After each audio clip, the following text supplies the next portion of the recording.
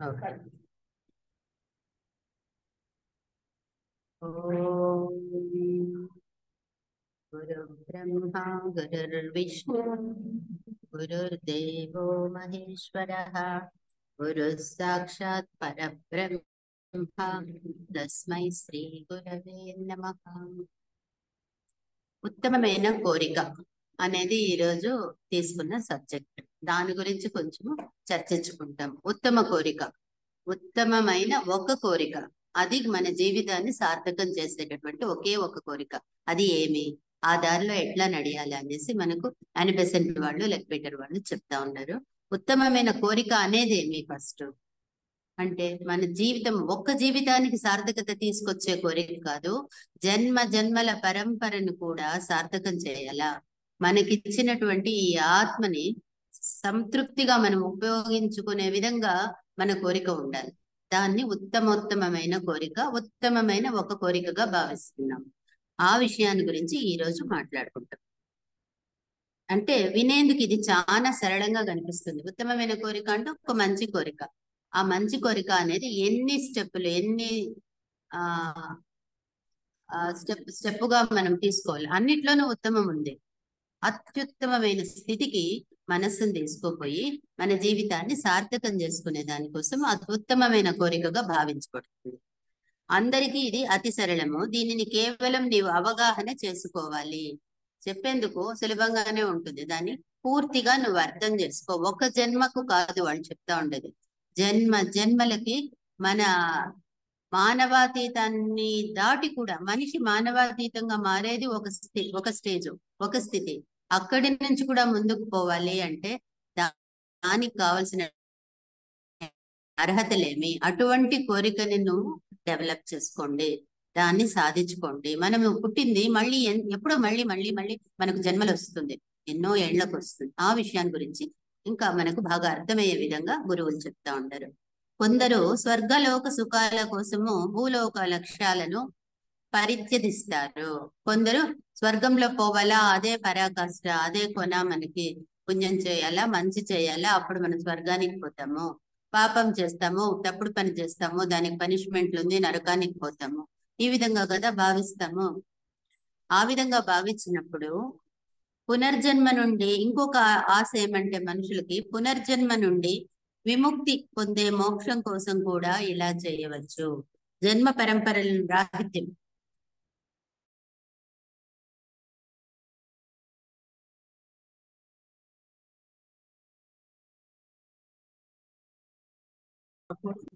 ఉండాలా అనేసి కూడా అందరూ భావిస్తారు. జన్మ పరంపరల నుంచి మనకు విముక్తి కావాలి అనే దాన్ని కూడా ఒక ఉత్తమమైన కోరికగా భావిస్తారు.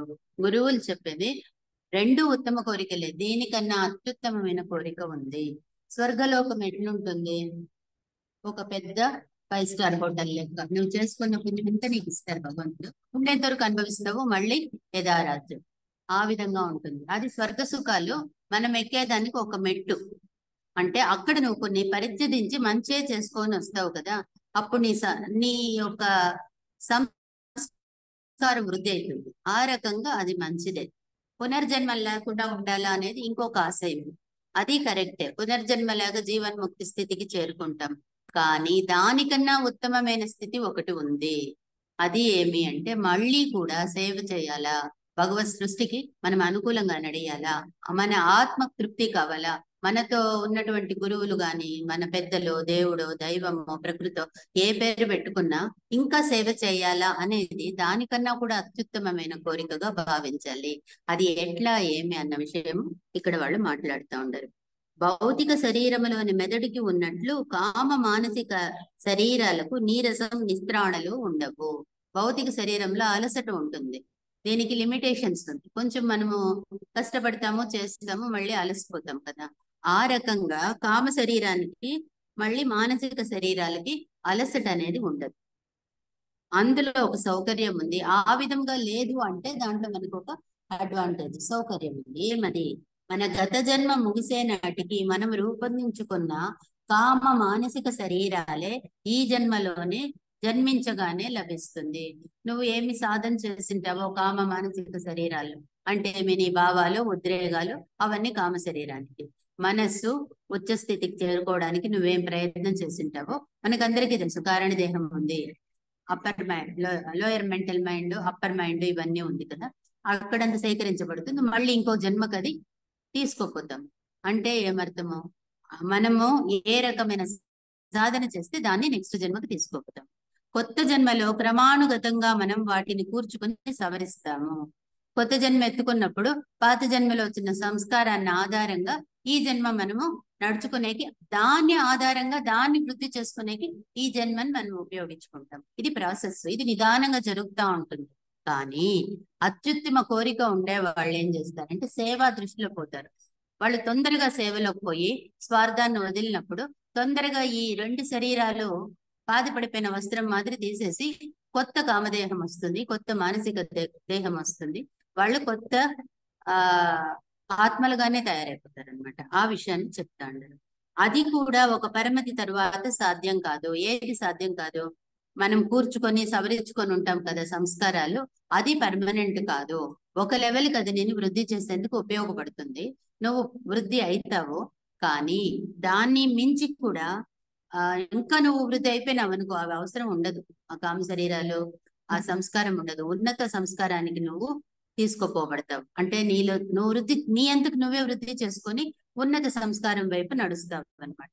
అప్పుడు ఈ 2 అవసరం లేకుండా నీ మొత్తము అన్ని శరీరాలు కూడా మార్పులు చెందిపోయి దివ్యత్వాన్ని పొందుతావని. ఒక వ్యక్తి యొక్క అర్హతలు ఈ జన్మలో అపారంగా పెరిగినట్లయితే అతడి అభివృద్ధి పరిపూర్ణంగా వ్యక్తం కావడానికి కొత్త మానసిక శరీరాలు అవసరమవుతాయి.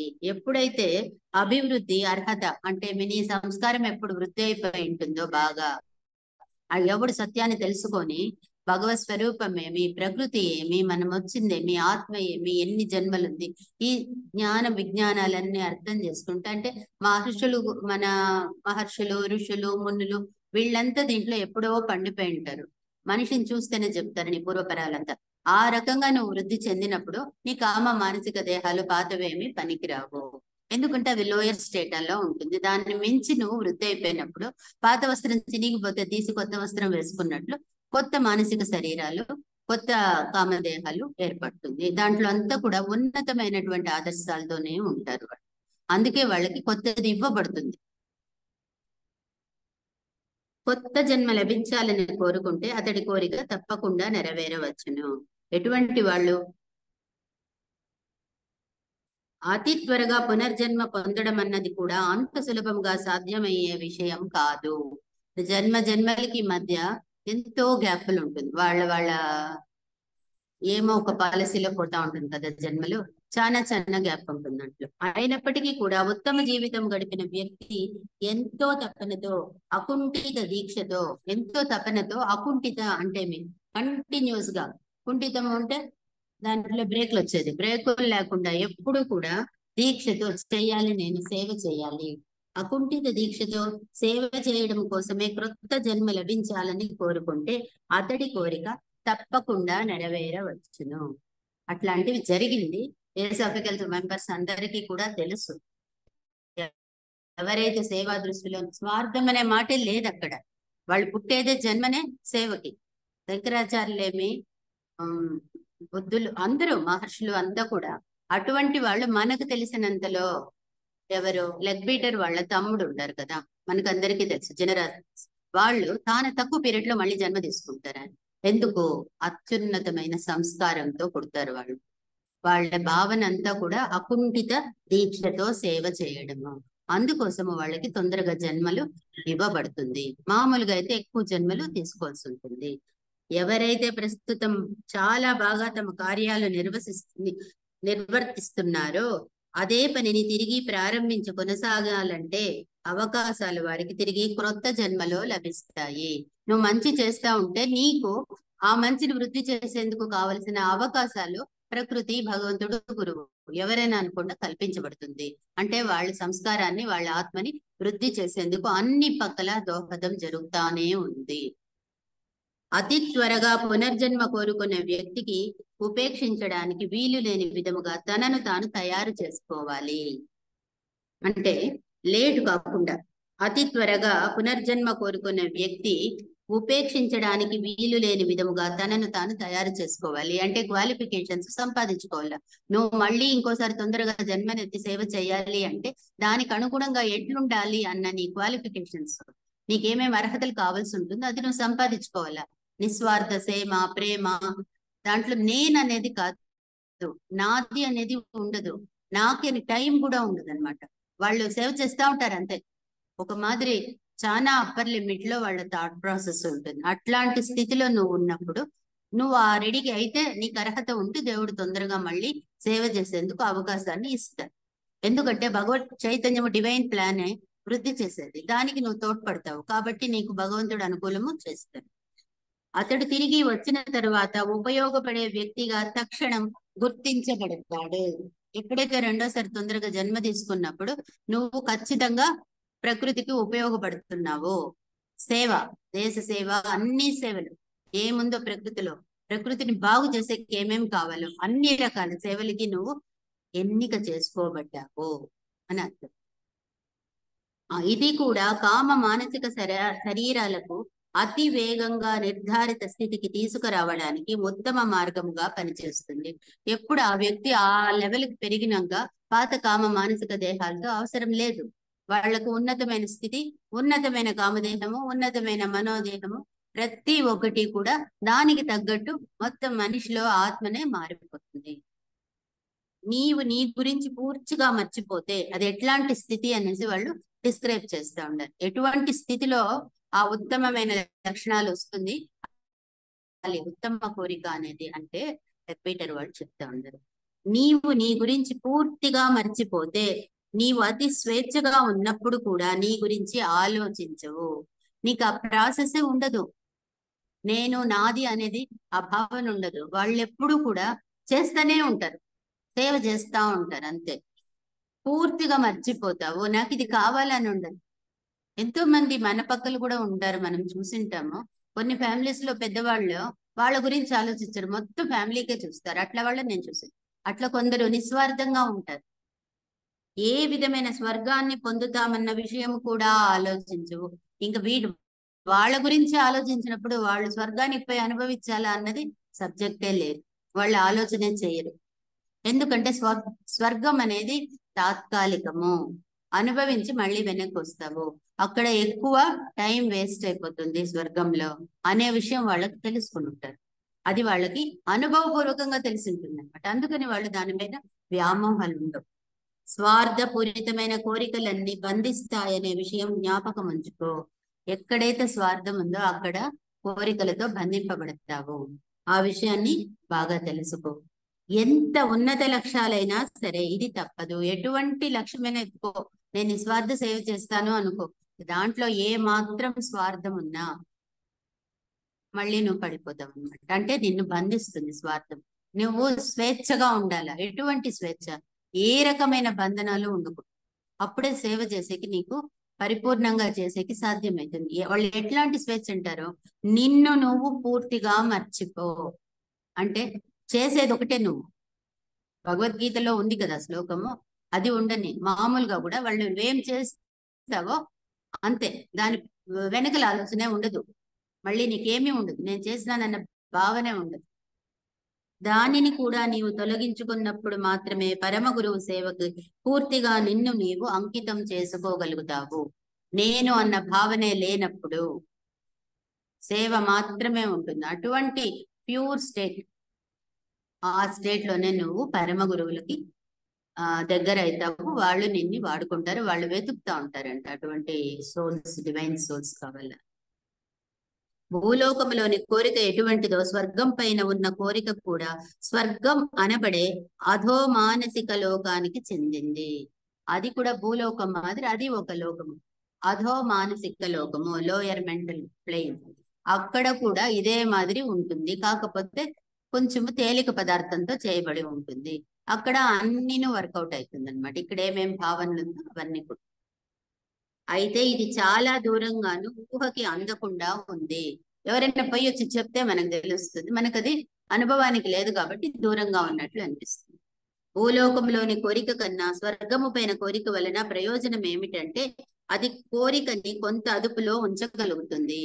కొంచెం కంట్రోల్ చేస్తుంది. ఎందుకంటే స్వర్గం అనేది ఉంది, అక్కడ అనుభవించవచ్చు అని తప్పుడు పనులు తక్కువ చేస్తారు కదా. కొంచెం అదుపులో ఉండి మంచి పనులు చేసేందుకు నీకు ఒక ఆశ కల్పిస్తుంది. స్వీట్ చూపించినట్టు నీకు అక్కడ అన్ని ఉంది, నువ్వు బాగుంటావు అంటే దానికోసమైనా పాటుపడినప్పుడు మంచి దారిలో నడిచేందుకు ఆస్కారం ఎక్కువ ఉంటుంది. ఇది తక్షణమే తీరిపోవడమే కారణము. సాధారణంగా అతడి మానవుడి కోరిక నుండి విముక్తి చేయడానికి సహకరిస్తుంది. వాడు కోరుతున్న కోరికల నుంచి బయటపడేందుకు స్వర్గం అనేది ఒక చిన్న ఆశ వాళ్ళకి చూపించి, ఉంటే స్వర్గం ఉంది అక్కడ ఉంటావు అంటే కొంచెం మంచి దారిలో నడిచేందుకు సాధ్యమవుతుంది. ఇదే సమయంలో అతడి మానవుడిలో మరింత లలితమైన ఆనందాలను ప్రేరేపిస్తుంది. అది ఒకటే కాకుండా కొంచెం మంచివి ఉంది, మంచివి ఎంజాయ్ చేయాలా అనే ఆలోచన, ఆశ, లలితమైన ఆనందాలు, ప్రశాంతంగా ఉండాలా, మంచివి కోరుకొని ఎంజాయ్ చేయాలా అన్న బుద్ధిని కలిగిస్తుంది. అక్కడ స్వర్గం ఉంది, అక్కడ ఇవన్నీ ఉంది, అక్కడ మనం ఏమో చేయొచ్చు, అక్కడ అన్ని సుఖాలు ఉంది అంటే దాంట్లో కూడా మంచివి కోరేందుకు ఆస్కారం. మందమైన మలినమైన కోరికలు కోరుకోకుండా ఉన్నతమైన వాటిని కోరుకునేలా చేస్తుంది. అధిక సంఖ్యలో కోరికలను నిర్మూలించు అని అనడం నిష్ప్రయోజనము. కోరికలన్నీ తగ్గించుకో అనేది ప్రయోజనం లేదు, కష్టం. అది తగ్గించుకునేది కాదు. కామ సంబంధమైన కోరికలకు తినడానికి, త్రాగడానికి పూర్తిగా అలవాటు పడిన వాడితో అదో సంబంధమైన కోరికలన్నీ చంపుకో అనడం కన్నా అన్ని వాడుకలు ఉంటుంది. ఒక్కసారిగా నువ్వు కోరికలు చంపుకుంటే వాడి వల్ల కాదు, ఎవరి వల్ల కాదు. ఎందుకంటే సంస్కారాలు మోసుకొచ్చుంటాము. ఆ కోరికలు మనతో ఎప్పటి నుంచో ఉంటుంది. దాంట్లో మనము తిని వాడుక పడి ఇంకా అది ఆశ్రయిస్తుంది కదా. అదే విధంగా కోరికలు కానీ ఏది కానీ ఒక్కసారిగా అన్ని కట్ చేసుకో, నువ్వు అది వదిలేయి అనేది తప్పు. అతడి ముందు స్వర్గముపై కోరికను ఉంచడం మంచిది. అట్లాంటి వాడికి దాన్ని డైవర్ట్ చేసేకి స్వర్గం ఉంది అనేసి చెప్పి నువ్వు మంచి చెయ్యి, నువ్వు అక్కడ మంచివి ఎంజాయ్ చేస్తావు అన్నప్పుడు మనసు ఆ పక్క ఆలోచిస్తుంది, కొంచెం తీవ్రత తగ్గుతుంది ఆ కోరికలు. ఇందుకే మతాలన్నీ స్వర్గలోకాల గురించి ఎంతో బోధిస్తాయి. ఇది ఒక స్టెప్ మంచిగా మారేందుకు. చివరికి బుద్ధుడు కూడా సామాన్య ప్రజలను ఉద్దేశించి మాట్లాడినప్పుడు వీటి గురించి ప్రస్తావించాడు. కాబట్టి స్వర్గం అనేది ఉంది అనేది కూడా ఉంది. ఆ రకంగా ఆలోచిస్తే నిదానంగా కూడా మంచి దారిలో నడుస్తాము, మంచిది కోరుతాము, చెడుకు కొంచెం దూరం ఉంటామన్న విషయాన్ని స్పష్టం చేస్తాము. ఆధ్యాత్మిక ప్రస్థానంలో ప్రవేశించదలుచుకున్న వారు జనన మరణ చక్రముల నుండి విముక్తి పొందాలనే కోరికనే కాక వ్యక్తిగత మోక్షం పైన కోరికను కూడా వదులుకోవాలి. అదే చెప్పింది వాళ్ళు ఫస్ట్ లో చెప్పినారు. ఈ జనన మరణ చక్రాలు అంటే ఈ జీవన్ముక్తులు కావాలని అనుకుంటాము, దీని నుంచి అంతా బయటపడాలా, అది ఒక కోరిక. దాని నుంచి కూడా నువ్వు మోక్షం సంపాదించాలి. ఒకవేళ నీకు మళ్ళీ పుట్టడం చావడం ఇష్టం లేకపోవచ్చు, జనన మరణాల నుంచి బయట ఉండొచ్చు, కానీ ప్రయోజనమేమి, మళ్ళీ సేవ చేయాలి. సేవ కావాలి అన్నప్పుడు నువ్వు మోక్షాన్ని కూడా కోరద్దు. వ్యక్తిగత మోక్షంపై కోరికను కూడా వదులుకోవాలి. అది ఉంది, మన శాస్త్రంలో కూడా ఉంది. ఇక్కడ సులభమైన భాషలో చెప్తా ఉంటారు. దీనికి కారణం అత్యంత సరళ సుబోధమే. దానిని గురువు ఇక్కడ సూచించారు.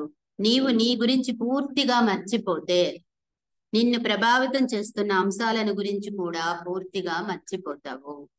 నీ మనసంతా అక్కడ లయమైపోయి ఉంటుంది. సేవలో, కార్యంలో ఉండి, ఏకాగ్రతలో ఉండి నువ్వు ఆ పని చేసేటప్పుడు నీకేం కావాలా అనేది నువ్వు ఆలోచించవు.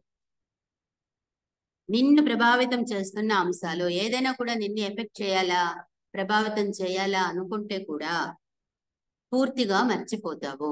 వాటిపైన నీ మనసు పోదు. ఎందుకంటే నీ మనసంతా కూడా సేవలో కేంద్రీకృతమై మంచి కార్యాలు చేయాలా.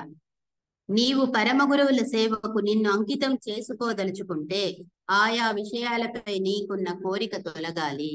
నువ్వు ప్యూర్ కావాలా, అదే ఉత్తమమైన కోరిక. నువ్వు ప్యూర్ అయినప్పుడు నీకు వాటి మీద ఉన్న ఆ వ్యామోహాలు పోతాయి. వాళ్ళు చెప్తారే పర్సనల్ మోక్షం కూడా కోరద్దు. హృదయానికి దేనికోసమో తపన పడుతుంటే, తహతహలాడుతుంటే ఇటువంటి ఏ షరతులు లేని సేవ సాధ్యం కాదు. హృదయము, మనస్సు ఎక్కడైనా ఉండి దానికి ఏదో కావాలని కోరినప్పుడు నువ్వు పూర్తి ఎనర్జీ నువ్వు సేవలో పెట్టలేవు. అందుకు వాళ్ళు అనేది తపన పడుతుంటే, తహతహలాడుతుంటే ఇటువంటి ఏ షరతులు లేని సేవ సాధ్యం కాదు. అంటే నీ పవిత్రమైన హృదయం ఉన్నప్పుడు, దాంట్లో ఏమీ లేనప్పుడు ఆ పూర్తి హృదయాన్ని నువ్వు సేవకు అంకితం చేస్తావు. హృదయం దేనికోసమో తపన పడుతుంటే దాంట్లో ఏదో ఒక మలినం ఉండి, ఏదో కావాలా, ఏదో వదలాలా, ఏదో గురించి ఒక గిల్ట్ గాని, ఒక ఆనందం గాని, ఒక ప్రేమ గాని, ఏదున్నా ప్లస్ మైనస్ ఏదో ఒకటి దాంట్లో పెట్టినామంటే అప్పుడు మనస్సు తహతహలాడుతుంది. అప్పుడు ఏమైతుంది? ఏ షరతులు లేని సేవ సాధ్యము కాదు. ఎందుకంటే కోరుతా ఉంది మనసు అక్కడ. కోరినప్పుడు అది షరత్ అవుతుంది కదా. నాకు అది కావాలా అన్నప్పుడు మనసు కొంచెం కొంచెం ఒకంత ఎనర్జీ ఆపకపోతుంది. సేవలో పూర్తి పెట్టలేవు. ఈ సందర్భంలో ఉపనిషత్తులు ఇలా చెబుతున్నాయి. అన్ని కూడా మన ఉపనిషత్తుల్లో ఉంది. హృదయానికి ఉన్న సంకెళ్ళు తెగిపోతే తప్ప వారు మృత్యుంజయులు కాలేరు. హృదయానికి ఉన్న సంకెళ్ళు అంటే భావనలు. హృదయంలో నువ్వు ఏమేం పెట్టుకోకూడదు. ఏది పెట్టుకున్నా నీకు అది బంధనిస్తుంది. ప్రేమ కూడా బంధన అంట. అది ఎట్లా అని చెప్తా. జీవితంలో మనం ఎంతో ప్రాధాన్యం ఇచ్చే ప్రేమ కూడా ఉంది. హృదయం భగ్నం కావాలి అని మనకు చెప్పలేదు. అంటే వాళ్ళు చెప్పేదేమి హార్ట్లెస్ గా ఉండు అని కాదు, బిహేవ్ చెయ్యి, కఠినంగా ఉండమని కాదు. హృదయం పవిత్రంగా ఉండని, ప్యూర్ గా ఉండని, ఏమి చూస్తే అది రిఫ్లెక్ట్ కావాలన్నమాట, తుడిచిన అద్దం లాగా. అప్పుడు ఏమైతుంది? అప్పుడు మనం సేవ చేసేకి సాధ్యమైంది. మలినాలు ఉండకూడదు. హృదయానికి ఉన్న బంధాలన్నీ తొలగిపోతే హృదయంలోని ప్రేమ ఎల్లలు లేకుండా వ్యాపిస్తుంది. అదే నేను అనేది.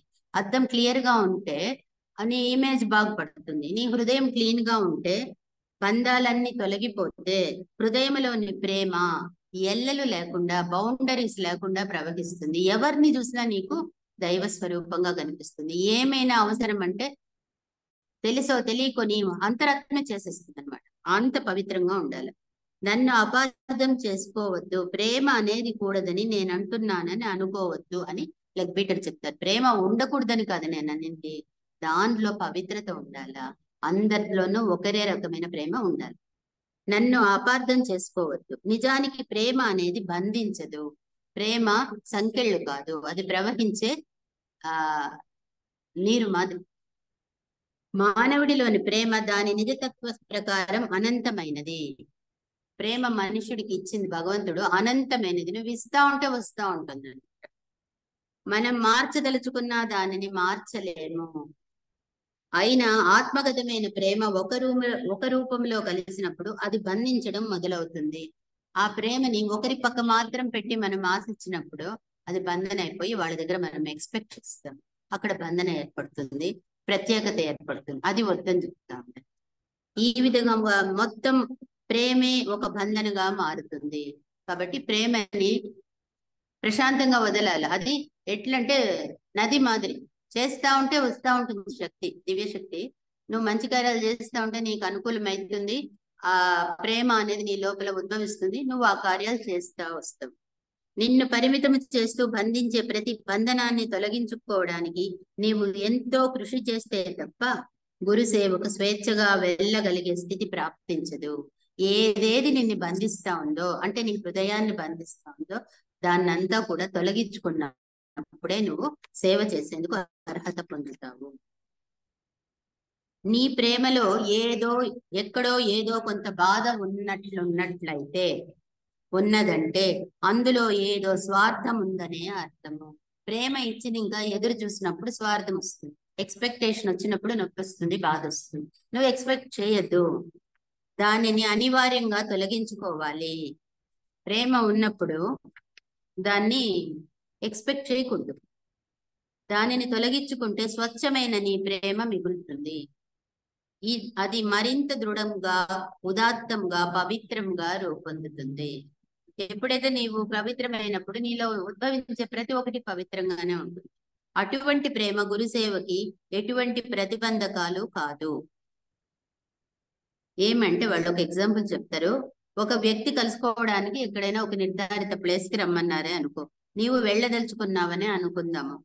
ప్రయాణం చేయాలనే భావనని వదిలిపెట్టాయి. వాడితో ప్రత్యేకమైన బంధం వద్దనుకుంటే నువ్వు ఆ జర్నీనే చేయొద్దు. దీంట్లో కొంచెము మనకు తెలిసినంత వరకు లలిత సహస్రనామంలో ఒక శ్లోకం ఉంది.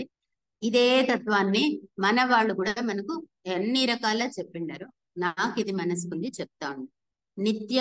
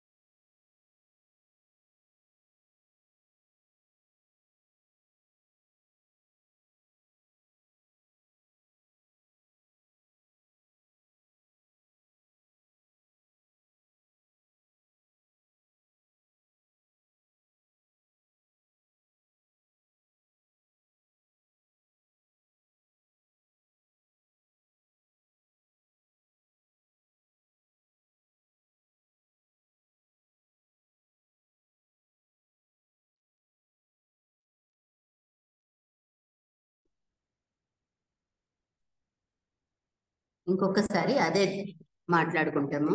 నిత్యముక్త నిర్వికార నిష్ప్రపంచ నిరాశ్రయ నిత్య శుద్ధ నిత్య బుద్ధ నిరవధ్య నిరంతర అన్నారు లలితా సహస్రనామంలో. వసిన్యాది దేవత అంటే వసిన్యాది దేవతలు ఆ వాళ్ళ నుంచి వచ్చిండేదంటే అమ్మవారే పలికినట్లు కదా. ఆ విధంగా మనకు అందిన దాంట్లో కూడా ఈ ఉదాత్తమైనటువంటి లక్షణము చాలా అవసరము. ఈ విధముగానే మన ఆత్మని వృద్ధి చేసుకోవాలి అన్న విషయము చెప్తా ఉండారు. స్వచ్ఛమైన నీ ప్రేమ మిగులుతుంది. అటువంటి ప్రేమ రావాలి అంటే ఆ తత్వాలు ఉండాలి. అంటే నీ మనసులో నీది అన్న భావనే ఉండదు. అధిక సంఖ్యలో శిష్యులు లభించరు. నేను మళ్ళీ నా స్వీయ అనుభవం చెప్తున్నానని ఆ లెగ్ బీటర్ వాళ్ళు వాళ్ళ ఎక్స్పీరియన్స్ ఒకటి చెప్తా ఉండారు.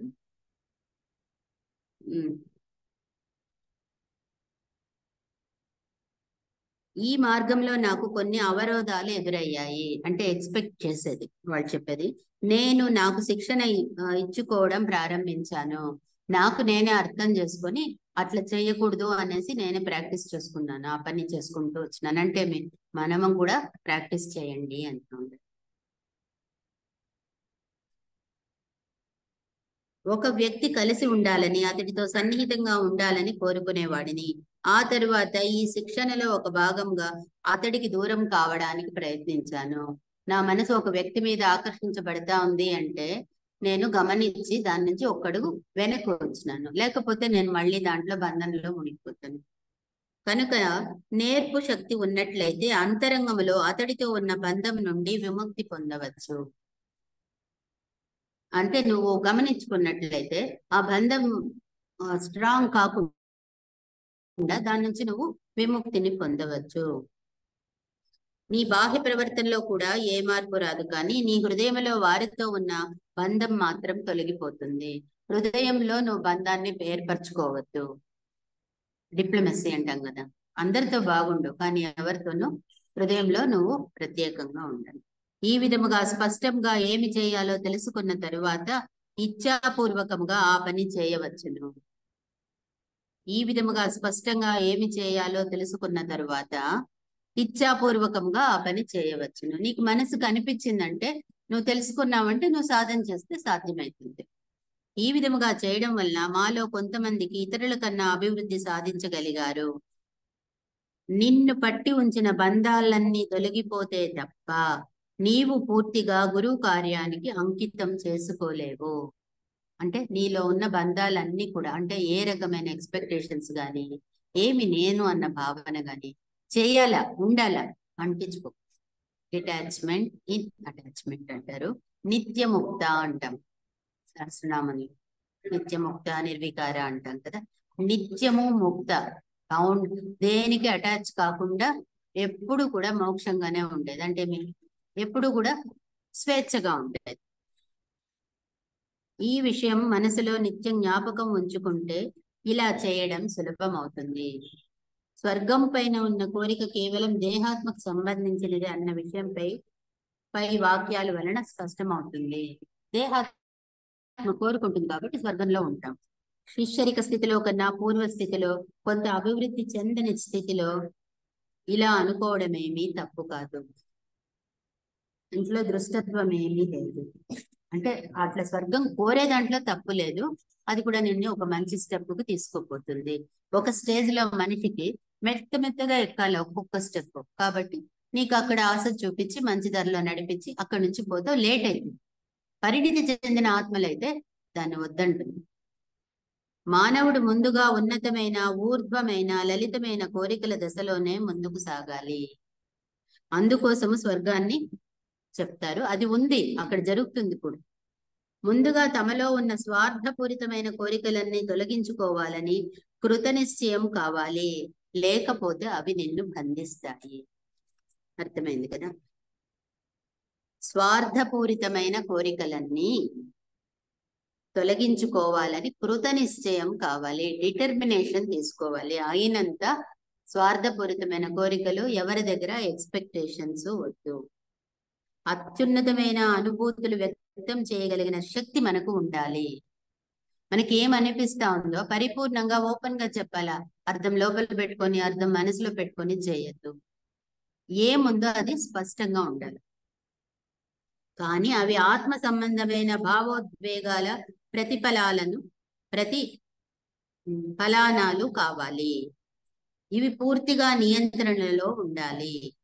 అవి కూడా కంట్రోల్స్ లో ఉండాలి. ఏదున్నా కూడా మనకి తెలియాలా. మన గురించి మనం ఆలోచించి, మన లోపల మనం చూసి మనం ఏం చేస్తున్నామో తెలుసుకున్నప్పుడు సాధ్యమవుతుంది. డిజైర్ ఎలిమెంటల్, ఇచ్ఛాశక్తి ప్రవాహం చేత ఎగిసిపడే కామ భావనలే కాకుండా ఇవి నియంత్రించబడాలి. కామ జీవ రూపము అంటాం కదా. అంటే డిజైర్ ఎలిమెంట్స్, యావదైతే కోరికలను డెవలప్ చేస్తుందో కామదేహంలో ఆ పదార్థాలు ఇచ్ఛా ప్రవాహం చేత, అంటే మన విల్ పవర్ చేత కొంచెం మనము ఎగసిపడే భావక అవి వస్తూనే ఉంటాయి. ఫోర్స్ఫుల్ గా వస్తుంది లోపల. దాన్ని కొంచెం మనం గమనించినట్లయితే కొంచెము కంట్రోల్ చేయొచ్చు. పూర్తి చేయమని చెప్పలే, కొంచెం చేసేకి భావనలు నియంత్రించాలంటే వాటిని చంపేయాలి అని అనుకోవడము కేవలం దుష్కర్మకు భయపడి, ఏదో చెడు జరుగుతుంది అనుకొని పూర్తిగా ఉండకూడదు అంటారు. అది సాధ్యము కాదు. దుష్కర్మకు భయపడి మనం అట్లా ఆలోచిస్తాము. ఏ పని చేయకుండా ఊరికే కూర్చోవడమే అవుతుంది. అది తప్పైతుంది. మనం మానవాళికి నిరంతరం మరింతగా ఉపయోగపడాలనే గురువులు మనకి సూచించిన మార్గము ఇది. మన కార్యకలాపాలు, భావోద్వేగాల, ఆలోచనల ద్వారా సాగుతుంది. గురువులు మనకేం చెప్పినారంటే దేన్ని తోసేయద్దు అని చెప్పలేదు, గమనించన్నారు. గమనించి కార్యకలాపాలు, మనం చేసే పనులలోనూ, మన భావాల్లోనూ, ఉద్వేగాల్లోనూ ఎక్కడెక్కడ ఏం జరుగుతా ఉందో తెలుసుకొని, నీకు ఏం కావాలో తెలుసుకొని ఆ దారిలో నడవ. ఈ 3 మార్గాల ద్వారా మనం ఎంత ఎక్కువ చేస్తే అవి ఎంతో బాగుంటాయి. ఆత్మకు సంబంధించిన కోరికలన్నీ నశించిన తరువాత ఏ పనికి సంబంధించిన ఫలితాలను చూడాలనే ఒకే ఒక కోరిక మిగిలి ఉంటుంది. ఇది న్యాచురల్ కదా. ఏ పని చేసినా దాని రిఫ్లెక్షన్ ఎట్లుంది, ఎవరేమనుకున్నారు, ఈరోజు నేను మాట్లాడినాను బాగుందా, ఈరోజు ఈ పని చేసినాను కరెక్ట్ గా ఉన్నా, ఫంక్షన్ చేసినాము అందరు ఏమనుకున్నారు, ఇదంతా మోస్ట్ కామన్ థింగ్స్. బట్ అదే కోరిక అందరిలోనూ ఉంటుంది. ఏ పని చేసినా ఎదుటి మనిషి ఏమనుకుంటారు, ఇంకా ఫలితాలను చూడాలనే ఒక కోరిక ఇంకా మిగిలి ఉంటుంది. నీవు కనుక ఒకరికి సహాయం చేసినట్లయితే నీవు అతనికి ఎంత సహాయం చేశావో చూడాలనుకుంటావు. లోపల విషయం ఏమై, నువ్వెంత సహాయం చేసినావో దానికి రిటర్న్స్ ఏమొచ్చింది, వాడు నువ్వెంత చేసిండావో లెక్కలేస్తాడు. తెలుసో తెలియక చేసే పని. వీలైతే అతడు కూడా దీనిని గుర్తించి వాడు కూడా నేను చేసిన సహాయం గుర్తించాలా అని మనసు కోరుకుంటాడు. అందరికీ నీవు కృతజ్ఞతుడుగా ఉండాలని కూడా అంటావు. నేను చేసిన దానికి వాడు నాకు థ్యాంక్స్ చెప్పాలా, ఎప్పుడు కనిపించినా జ్ఞాపకం పెట్టుకోవాలా, కృతజ్ఞతుడుగా ఇది కూడా ఒక కోరికే. ఇది కోరిక. పైగా ఇది నమ్మలేనితనము. దీని లోపల ఏ బ్యాడ్ క్వాలిటీ దాకొని ఉంది అంటే నిన్ని కూడా నువ్వు నమ్మలేదన్నమాట. నమ్మలేని తనం నీలో ఉంది. నువ్వు చేసిన పని నువ్వు చేసి వదిలేస్తే నువ్వు కరెక్ట్ గా ఉండవని అర్థం. నీ పనిని కూడా నువ్వు చేసి ఎక్స్పెక్ట్ చేస్తా ఉండవు అంటే నమ్మలేకపోతా ఉండవు. నీ చేసిన పని మీద నీకే అపనమ్మకం ఉంది కాబట్టి ఎదుటి మనిషిలో ఏం రిఫ్లెక్షన్స్ వస్తుందని చూస్తా ఉండవు. దీన్ని ఇన్సెక్యూర్ ఫీలింగ్స్ అంటాం కదా ఇంగ్లీష్ లో. అది దీనికే భగవద్గీతలో యానిబెసెంట్ వాళ్ళు చెప్తారు, భగవద్గీత కర్మఫలాన్ని ఆశించవద్దని అంటుంది. మనకు తెలిసిన శ్లోకమే. కర్మణ్యేవాధికారస్తే మా ఫలేషు కదాచన మా కర్మ ఫలహేతు భూతు మాదే సంగోశ్చ కర్మ. అంటే ఏమర్థము? నీవు నిజంగా ఏ పని చేస్తావో ఫలితాన్ని ఆశించవద్దు. చేసేంత వరకు నీకు అధికారం ఇవ్వబడింది, దాని కృతజ్ఞత చెప్పు దేవుడికి. నీవు నిజంగా పని చేస్తున్నట్లయితే ఫలితాన్ని గమనించడానికి కూడా నీకు సమయం ఉండదు. ఫస్ట్ క్లాస్ పాయింట్ కదా. పూర్తి మనసు మనం దాంట్లో పెట్టినప్పుడు టైం ఎక్కడ ఉంటుంది? దాన్ని వెనకలు వచ్చేకి ఇంకొక పని కాచుకొని ఉంటుంది. చేసేవాడికి 100 పనులు. ప్రతి పని కూడా భగవంతుడు ఇచ్చిన అవకాశంగా భావిస్తారు అటువంటి వాళ్ళు. ముగిసిన ఒక కార్యాన్ని ఆగి వెనక్కి తిరిగి చూసేంత వ్యవధి నీ వద్ద ఉండదు. ఒక పని పూర్తి కాగానే చేయడానికి సిద్ధంగా మరో పని నీ చేతిలో స్థిరంగా ఉంటుంది. నీవు ఫలితాలకేసి అంటే లేజినెస్ లేదు అక్కడ, సోమరితనం అనేది ఉండదు. నీవు ఫలితాలకేసి చూస్తుంటే నీ సమయం నీవెంతో వ్యర్థం చేస్తున్నట్లు లెక్క. నువ్వు దాని రిజల్ట్ కోసం వెనక్కి చూస్తే టైం వేస్ట్ అయిపోయింది. నీవు ముగించిన ఒక పనిని గురించి ఆలోచించినట్లయితే తరువాత నీవు చేయవలసిన పని ఎలా చేస్తావు? అయిపోయిన పనిని ఆలోచిస్తే అంత టైంలో నువ్వు కొత్త పనిని చేయలేవు. చేసే పని శ్రద్ధగా చేసి కరెక్ట్ గా చేస్తే ఆ పని వదిలే, ఇంకా ఆ ఫలాన్ని ఆశించద్దు.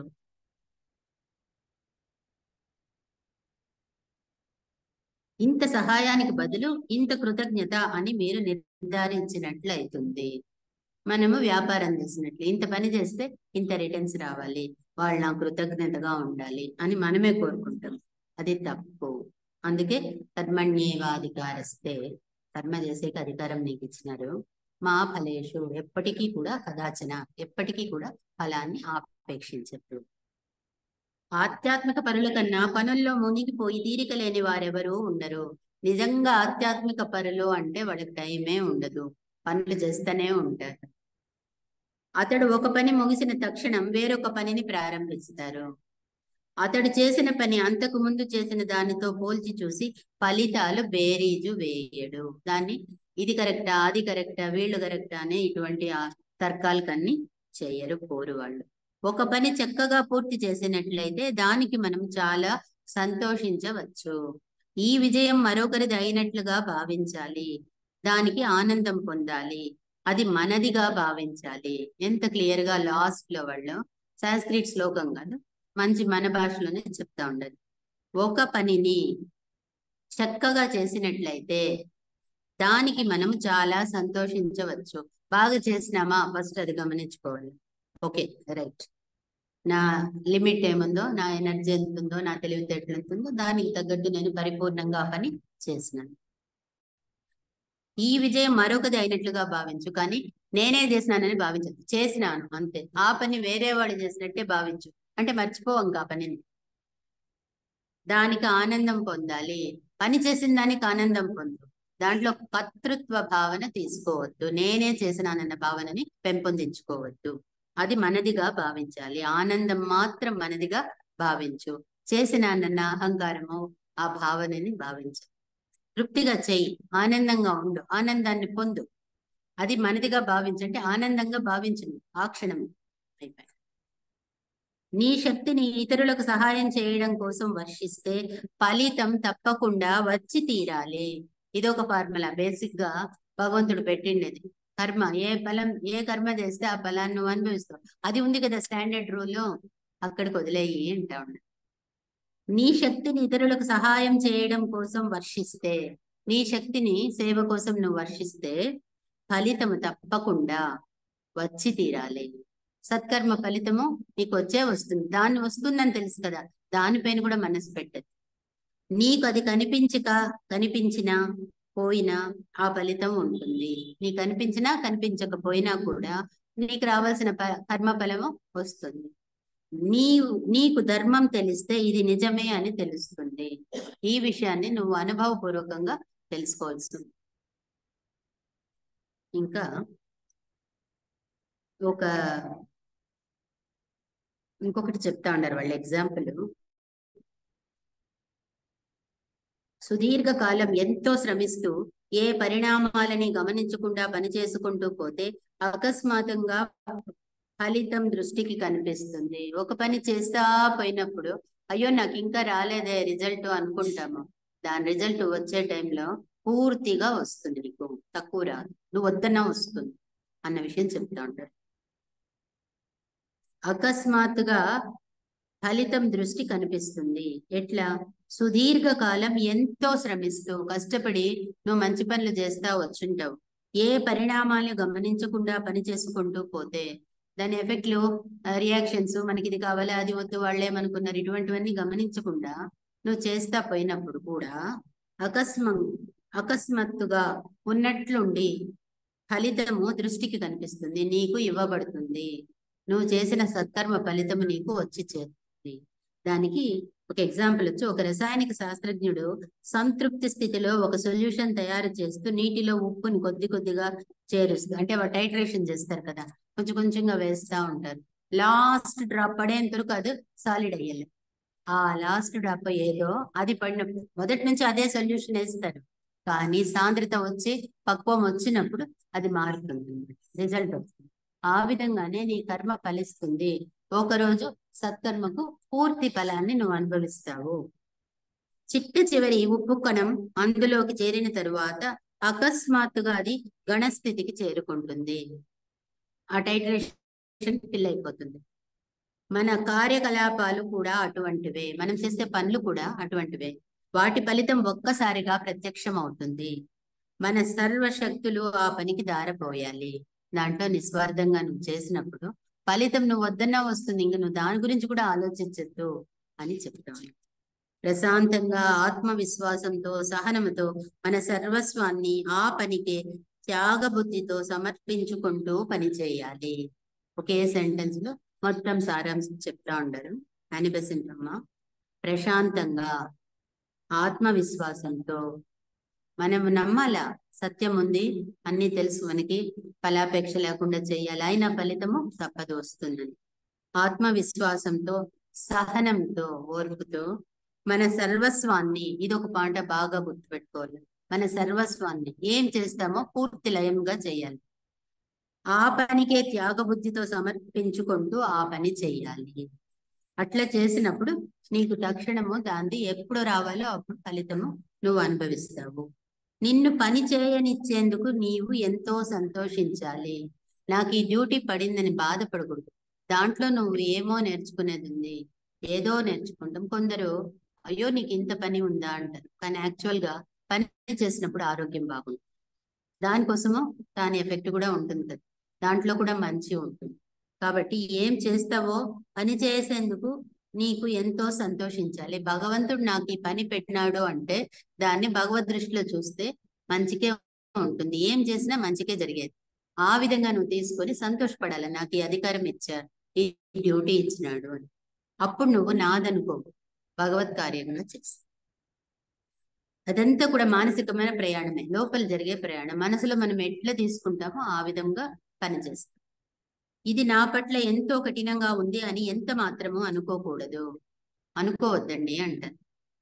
మనం చేసిన పనులన్నీ మన కర్మే చూసుకుంటుంది. కర్మ అనే ఒక ఫార్ములా ఉంది కదా, మంచి చేస్తా అంటావు, నీ ఆలోచనలు ఏముంది, నీ భావనలు ఏముంది, నీ కర్మ చూసుకుంటుంది, దాని గురించి నువ్వు ఆలోచించు. ప్రస్తుతం వర్తమానంలోని సమాజం దీని గురించి ఏమన్నా ఏమి చేసినా, జనాలు చుట్టుపక్కల సమాజంలో ఏమన్నా జరిగినా కూడా మనం పట్టించుకోనవసరం లేదు. వైజ్ఞానిక అవగాహనతో ఫలాపేక్ష లేకుండా, అసలు ఫలాన్నే ఎవరైనా పట్టించుకోకుండా కనుక పనిచేసినట్లయితే, ఫలాపేక్ష లేకుండా ఎవరైతే అసలు ఫలాన్ని ఎవరైనా పట్టించుకోకుండా కనుక పని చేసినట్లయితే, ఎక్కడో అక్కడ మంచి చేస్తే మంచే జరుగుతుంది.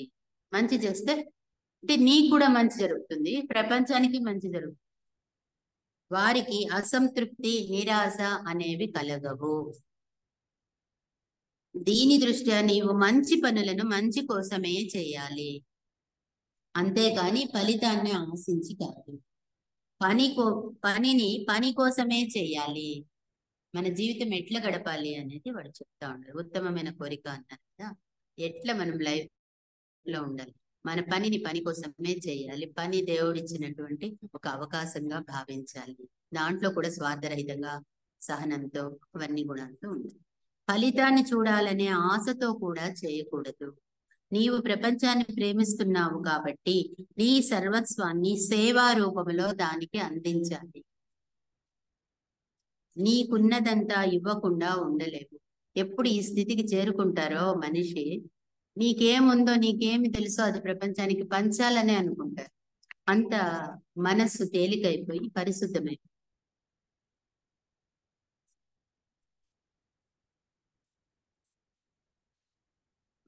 ఇంకొక విషయం చెప్తా ఉండారు పరమ గురువులు, మనమందరినీ నిరంతరము అకుంఠిత దీక్షతో తప్పిస్తున్న వారిగా భావించి మనకు బోధిస్తున్నారు. మనం ఈ దారిలో నడవాలా అనేసి మనం ఆశపడుతున్నాం అనుకొని గురువులు మనకి చెప్తా ఉన్నారు. ఆల్క్యోని ద్వారా చెప్పబడింది. ఈ గురు కార్యమే మన జీవిత లక్ష్యము, పరమావధి అని వారు భావిస్తున్నారు. అంటే ప్రతి సోలని కూడా పవిత్రమైన ఆత్మగా దిద్దుతా ఉన్నట్టు. మన గురించి మరే విధమైన చంచలమైన ఆలోచనల కన్నా నిశ్చింతగా మనందరినీ ఒక చక్కటి భావనలోనికి తీసుకురావడానికి ఇదే అత్యుత్తమమైన మార్గము. ఎవరైతే సాధన మార్గంలో ఉన్నారో వాళ్ళని ఎట్లా నడిపించాలి, ఏ దారిలో పోవాలి అనేసి గురువులు మనకి దారి చూపిస్తూ ఉండరు. నిశ్చింతగా మనందరినీ ఒక చక్కటి భావనలోకి తీసుకురావడానికి ఇదే అత్యుత్తమమైన మార్గము. వారి మనసుల్లో స్పష్టంగా సేవాభావం తప్ప మరేదీ లేదన్నది వాస్తవము. గురువులు అట్లే ఉండేది, మనమల్ని కూడా అదే విధంగా నడవమంటారు.